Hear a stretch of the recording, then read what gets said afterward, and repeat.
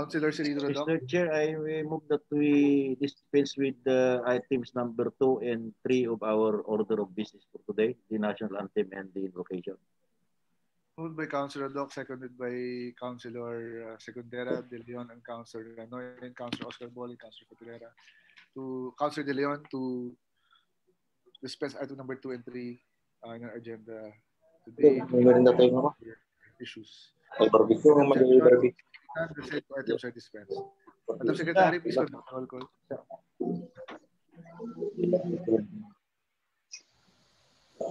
The presiding officer, Vice Mayor Jose Antonio Miguel Y. Perez.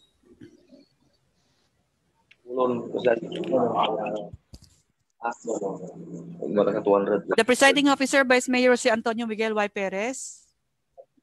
Present. The presiding officer pro tempore, Councilor Apollonia G. Bacay. Present. The majority floor leader, Councilor Cirilo Biradoc. The minority floor leader, Councilor Oscar A. Buling. Present. She's present. Councilor Caroline D. Sison. Present. Councilor Michelle S. Segondera. Present. Councilor Rosilito Ofontilera. Present. Councilor Verna S. Derabago. Present.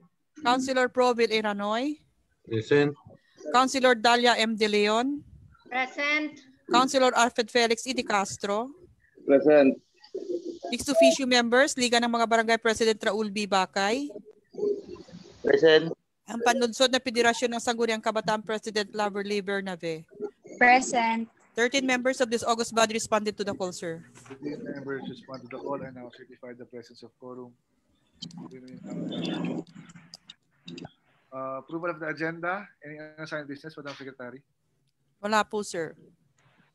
Really? Wala ka na-assign? Mr. Chair, I move that the agenda for today's session be approved by the August body, Mr. Chair.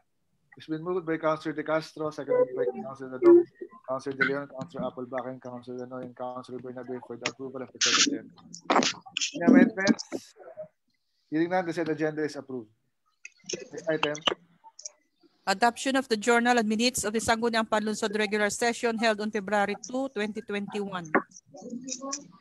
Motion, Councilor Segundera.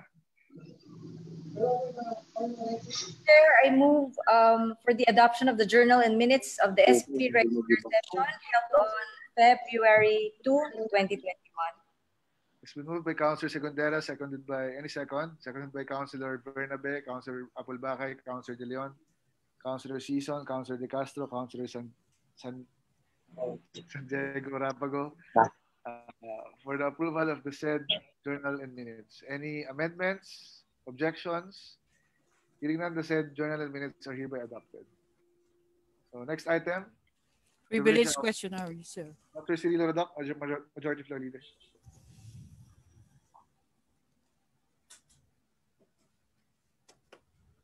Nakamute po. Nakamute po.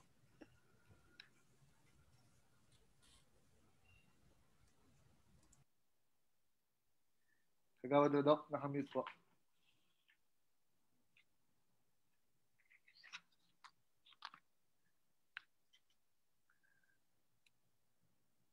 Mr. Chair. Go ahead, go ahead. Okay na? Okay na po, okay na po. Yeah. Yes, Mr. Chair, I am referring to the resolution we passed last regular session regarding the color coding of tricycles.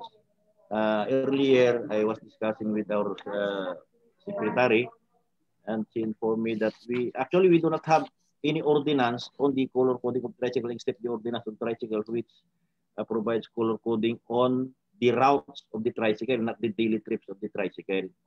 So in that case, I move that the resolution we passed regular session be recalled, as there is no ordinance to suspend in effect, Mr. Chair. Okay. So it has been moved by Councilor Cirilo Rodoc. Any second po? Second by Councilor Segundera, Councilor De Leon, for to include the said to recall the said or the said resolution passed to the other session. Any objection? Hearing none, the said resolution is recalled It's okay. Next item po. Any other privileged speeches? Meron akong dalawang gustong i-propose na ordinance. Since yung una is related to the twinning and the sisterhood city agreement na pwede natin gawin with other cities. So the working title states, an ordinance establishing the Sisterhood Twinning Committee and providing guidelines for the partnerships for the city of Alaminos, Pangasinan and the specific LGU. So this year kasi, magkakaroon tayo ng mga twinnings with certain LGUs para magkaroon tayo ng trading posts sa iba't ibang municipalities at saka mag-share tayo ng best practices at saka ng policies. So, ang idea dito is para yung mga produkto ng Alaminos maibenta natin sa iba't ibang LGU or Metro Manila at the same time ma-promote natin yung 100 islands in terms of pandemic. Pero the overall idea is para magiging sister city natin sila tapos magkakaroon tayo ng maraming benefits. We learn from them, they also learn from us. So, I would like to refer this maybe to, siguro kung okay lang, sa majority floor leader na lang. I-hearing na lang po natin siguro kung anong. And then secondly, go ahead. Yeah, actually, Mr. Chair, we already have conducted the preliminary hearing on this committee hearing. And during the committee hearing, it was brought out that some requirements are needed before we can have a sister twinning with other cities and municipalities. And we ask the Secretariat to provide us with the requirements as well. Okay. So, siguro, ang gagawin lang natin, i-file na lang muna lahat ng requirements na pangangailangan. And then once makompleto na yung mga requirements, we'll also, i-hearing na lang ulit natin. Yes po. Once the requirements are in, we will schedule that for a committee hearing. Only the title was to raise the city mayor, the original proposed ordinance, Mr. Chair, to raise the city mayor to enter into sister like that. So ano na lang natin, i-join na lang natin, i-halo na lang natin. Opo. So sige, okay lang bang ilagay natin tentatively 2 weeks from now yung hearing? Yes po. Kunya, anong araw po kayo pwede? February pa ba tayo? Ano yun? Nasa 9. February 23 po, pwede na. 10 a.m. Okay, February. So okay, our majority floor leader scheduled sa committee hearing regarding the proposed ordinance at the same time yung pending resolution natin, proposed resolution natin to enjoin the committee reports of that and then and the requirements para ma-hearing natin sa February 23, 10 o'clock in the morning. Okay. So for the second proposed ordinance, naisip kasi natin na in behalf of the Sanggunian, we have to create a policy na kumbaga magiging proactive. Kumbaga mag-isip tayo ng mga rules or incentives ng ating frontliners dahil again, we're battling this COVID pandemic. So naisip ko itong working title natin, an ordinance granting financial assistance to the frontliners who have been adversely affected by the COVID-19 in the performance of their duties. So masyado kasing broad pag gusto natin bigyan lahat ng frontliners. So, ang nilagay ko dito, ang gusto ko sana, pag yung frontliner in line of duty, for example, na-expose siya, tapos naka-contract siya ng COVID, dapat automatically merong financial assistance na ibibigay yung city. So, kunyari, pinag-drive siya, hinatid niya yung pasyente na probable sa ospital, tapos dahil doon, nahawa siya. So, dapat automatic, magbibigyan siya ng financial assistance from the city because parang incentive natin doon sa mga frontliners para magtrabaho pa rin sila. Kasi ang nangyayari ngayon siguro dahil, di ba, pagkatamaan sila ng COVID, wala naman silang ibang benefits. So I think dapat mag-create tayo ng system na kumbaga once they contract that disease, dapat merong automatic na binibigay yung city sa kanila. So I would like to maybe refer this to our chairperson on social welfare or health, kung sino po ang willing mag-sponsor nito, o kayong dalawa, pwede naman. Si Councilor Season na lang mag-hearing, tapos si Councilor joint na lang sila ni Councilor Apple. Pero pareho silang I would like them to sponsor the said ordinance. O kung yung mga gusto po mag-co-author, co-sponsor, welcome po, sabihin nyo lang po para at least matulungan natin yung frontliners. So, Councilor Season, kailangan natin gusto i-set ito, yung hearing kaya? Kaya pwede? Ano po guys, sa Feb, okay lang po, Feb 24. Okay. 10 a.m. na rin? 11? 10 a.m. na rin. Okay, the Pwede sabay na sa 23 para maka-attend tayo. Pwede. 23. Oo, para 11. 11, ganun. Okay lang, Councilor Carol. 23, 11 a.m. Kung okay lang, para out. Diretso na. Okay. Tuesday yan, Tuesday ata yan. Tuesday. Diretso na sa session. Sige, the Councilor Season scheduled sa committee hearing on Feb 23, 11 o'clock in the morning. Yung inviting guest, pag-usapan muna natin kung sino. Yes po. Okay. Any other privileged speeches or proposed ordinances, policies? Wala na po, Madam Secretary.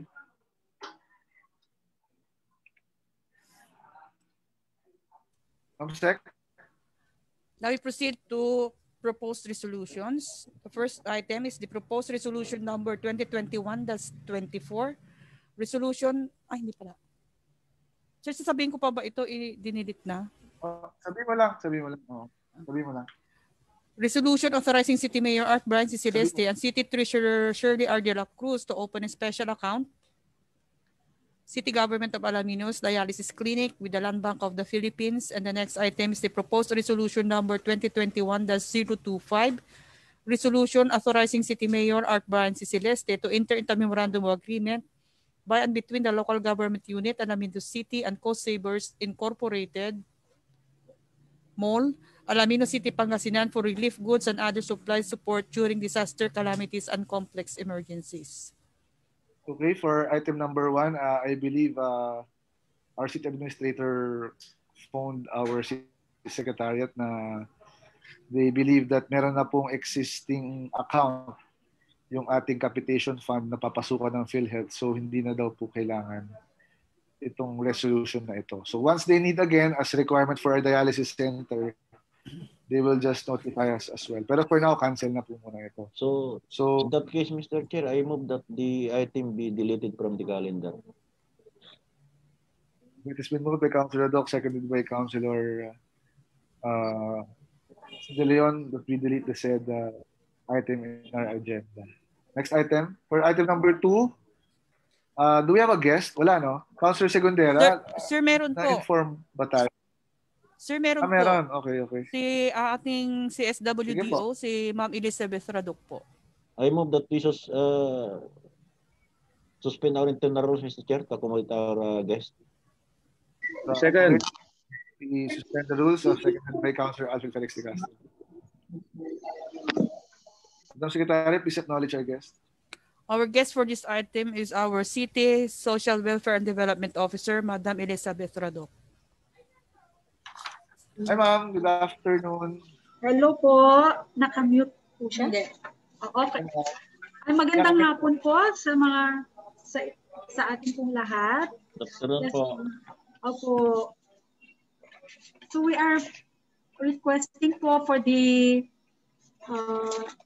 resolution to authorize our city mayor to enter into a memorandum of agreement with the Coast Savers Supermarket Incorporated o yung pong CSI na sila po yung ating magiging supplier during times of calamity po. Meron na pong existing na memorandum but it was already, ito po ay nag-expire na, so we need to renew yung ating memorandum of agreement. At saka yun pong dating MOA, ang nakapirma pa po doon ay yung pong former Mayor Art Celeste. So yun po, hinihiling po namin na sana po ito ay maipasa or ma-approve po sa SP. Okay. Any questions from the body regarding the resolutions? Same lang naman to as last time, no, ma'am? Yeah, magbabago lang yata Yes, yung sir. signatory. Yes Tsaka po. Tsaka pwede Extend na groceries, lang. di ba? Pwede yung ibang groceries, pwedeng bumili rin doon. Doon po sa rice allocation po natin, we are allowed to, meron na rin po tayong MOA with NFA, pero dahil nga po ang NFA ay may quota lang na ibibenta